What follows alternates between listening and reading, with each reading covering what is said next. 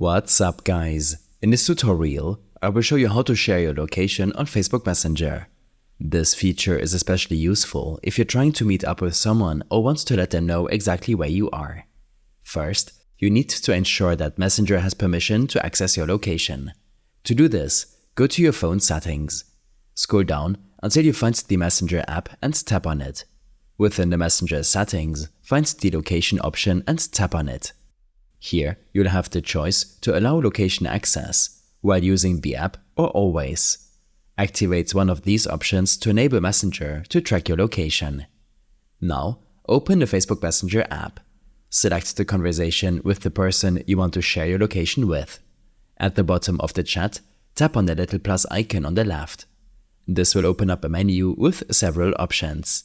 Look for the location icon. It might prompt you to turn on precise location if it's not already active. Go ahead and enable this to continue.